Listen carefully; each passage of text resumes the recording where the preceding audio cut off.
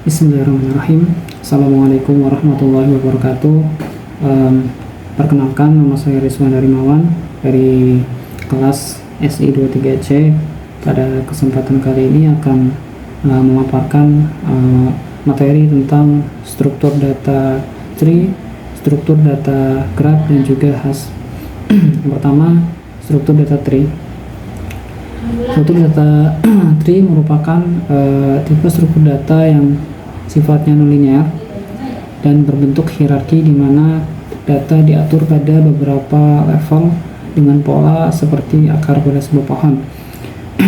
Hierarki pada struktur tree dapat diibaratkan seperti sebuah pohon keluarga di mana root atau akar adalah simpul teratas dari sebuah tree dan terdapat hubungan antara orang tua atau parent atau internal node dan anak atau child node. Titik yang lebih atas disebut simpul induk, sedangkan cabang di bawahnya disebut simpul anak. Struktur data tree terdiri atas kumpulan simpul atau node, di mana tiap-tiap simpul terdiri dari tree digunakan untuk menyimpan nilai dan sebuah list rujukan ke simpul lain yang disebut simpul anak atau child node. Tiap-tiap simpul dari tree akan dihubungkan oleh sebuah garis hubung yang dalam istilah teknis disebut edge. Biasanya diimplementasikan menggunakan pointer. Simpul pada tree bisa memiliki beberapa simpul atau anak child atau childhood. Namun, jalan menuju sebuah child node hanya bisa dicapai melalui maksimal satu node atau satu simpul. Apabila sebuah simpul tidak memiliki child node sama sekali, maka dinamakan leaf node atau simpul terakhir.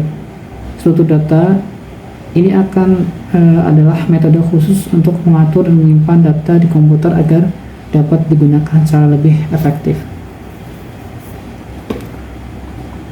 Adapun beberapa jenis-jenis dari tree diantaranya adalah general tree, binary tree, balanced tree, lalu kemudian ada yang namanya binary search tree.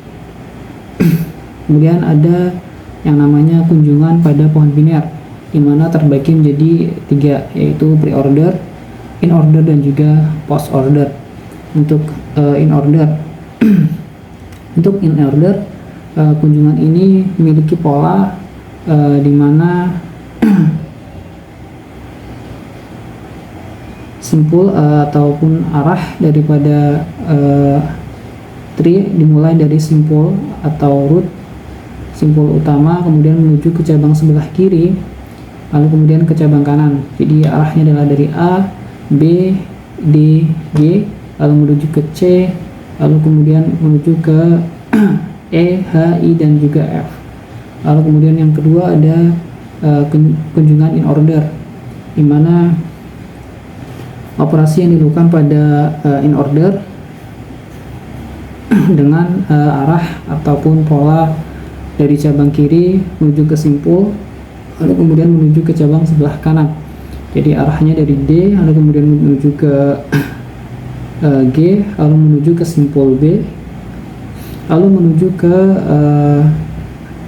A, lalu menuju ke H, lalu menuju ke E, menuju I, C, lalu kemudian menuju ke F yang terakhir. Lalu ada post order. Untuk post order sendiri pola atau operasi yang dilakukan mulai dari cabang kiri menuju ke cabang kanan, lalu kemudian menuju ke simpul.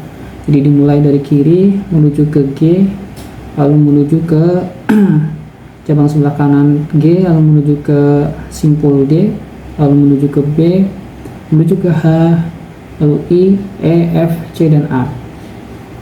Adapun untuk studi kasus dalam penggunaan struktur data tree biasanya digunakan dalam struktur data membantu dalam pengembangan game dan membantu pengindeksan pada database karyawan yang struktur hierarkinya secara efisien. Lalu kemudian yang kedua, struktur data graph, di mana graph ini adalah jenis struktur data yang terdiri dari kumpulan simpul berhingga untuk menyimpan data dan antara dua buah simpul terdapat hubungan saling keterkaitan. Misalnya ini ada simpul 1, 0, 2, dan 3. Pada simpul graf di atas 0, 1, 2, dan 3 disebut sebagai vertex, sedangkan sisi yang menghubungkan antar vertex disebut dengan edge. Contoh penggunaan graf dalam kehidupan sehari-hari ataupun studi kasusnya adalah misalnya pada media sosial seperti Facebook, lalu kemudian Twitter, lalu Instagram, dan sebagainya, di mana pengguna Facebook dapat dimisalkan sebagai sebuah simpul atau vertex, sementara hubungan pertemanan antara pengguna dengan pengguna yang lain direpresentasikan sebagai edge. Tiap-tiap vertex dapat berupa struktur yang mengandung informasi seperti ID, nama, gender, dan lain-lain. Tidak hanya data pengguna, data apapun yang ada di Facebook adalah sebuah simpul atau vertex, termasuk foto, album, komentar, event, grup story, dan lain-lain. Pengguna dapat menggunakan foto. Ketika telah diunggah, foto akan menjadi bagian dari album.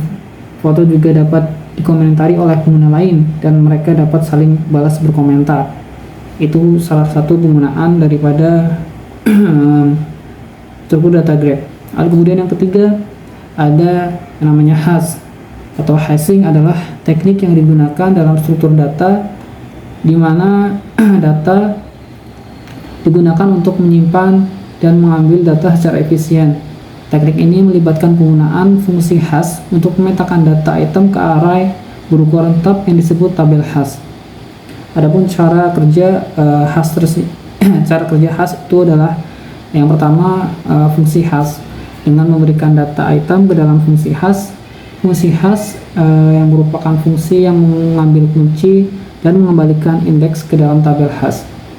Tujuan fungsi hash adalah untuk mendistribusikan kunci secara merata di seluruh tabel hash dan meminimalkan tabrakan antar hash, di mana ketika dua kunci memetakan ke indeks yang sama.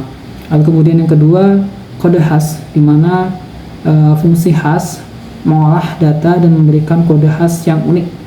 Lalu kemudian yang ketiga, tabel hash. Kode hash kemudian mengarahkan ke lokasi tertentu dalam tabel hash atau peta hash, di mana peta hash adalah struktur data yang menyimpan pasangan kunci nilai. Ia menggunakan fungsi hash untuk memetakan kunci ke array berukuran tetap yang disebut tabel hash, dan ini memungkinkan operasi pencarian, penyisipan, dan penghapusan yang lebih cepat.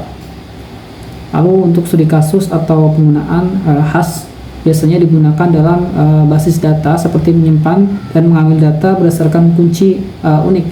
Lalu kemudian caching untuk menyimpan data yang sering diakses untuk pengambilan lebih cepat dan efektif.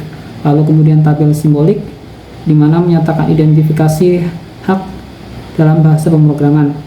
Lalu perutaan jaringan, yaitu menentukan jalur terbaik untuk sebuah paket data. Ya, cukup sekian pemaparan dari saya. Terima kasih. Assalamualaikum warahmatullahi wabarakatuh.